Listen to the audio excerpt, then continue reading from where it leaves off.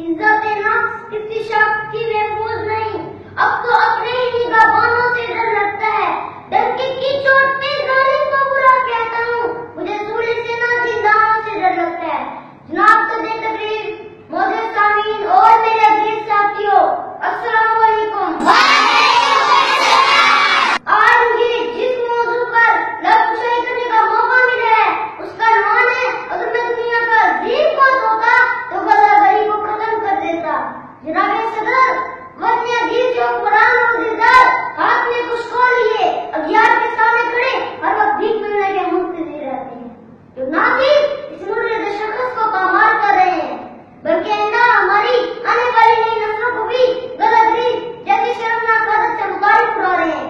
तारीख में ऐसे कई कौमों के किस्से हैं जिनको मैंने मसलहत के नाम पे अपने सरों को झुका के दस्ते सवाल बुलंद किया और बाद में जिनका अंजाम बाजार में बिकने वाले सफेद जिस्मों की मानवीय कमतर और कीर बनती हुआ। ऐसा ही कुछ और अपने दिल का ही है। जनाब प्यारा, पाकिस्तान पिछले 10 सालों में अमेरिका से 18 बिलियन डॉलर की रकम वसूल कर चुका है।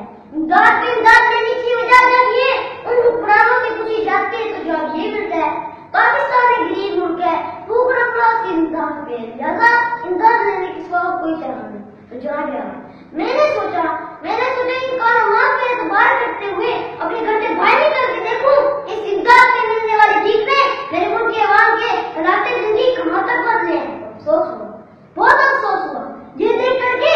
कहीं पे मैंने भूख से मरते बच्चों की आवाज़ें सुनी तो कहीं पे मैंने उन मुद्दा के जिंदगी को कहीं पे मैंने बाजार में आदम की मिट्टी बैठी देखी तो कहीं पे मैंने वजीर आजम के तन पे लाखों वाली बात देखा तो कहीं पे मैंने बुरा ब्रेक मुफ्त के नारे सुने तो कहीं पे मैंने वजीर आजम और हुक्मरानों के आगे पीछे जाती 10 चीजों को देखा।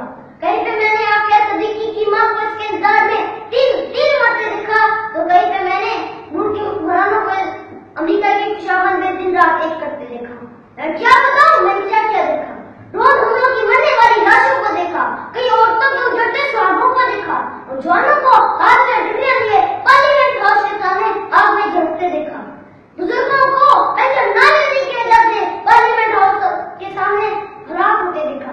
मैंने इस मुल्क की हर शहर में करबला का मैदान देखा तो बेख्तियार मेरी जुबान में ये अल्फाज आ गया, असूल बेच के मसनद खरीदने वालों, निगाहें अहले वफा में बहुत हकीर हो तुम।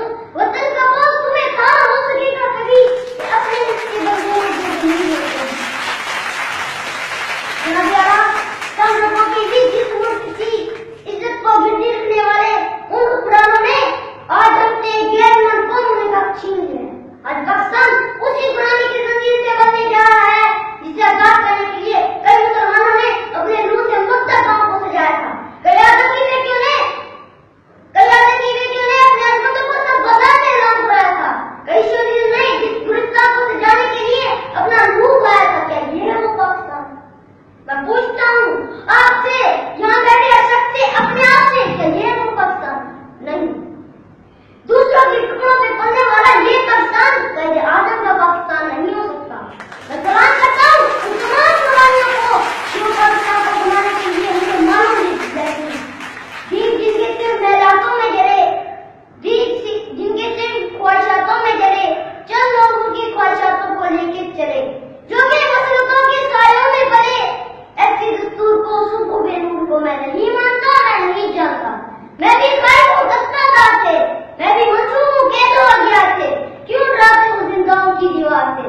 जुल्म की रात को चैन की बात को मैं नहीं मानता, मैं नहीं जानता।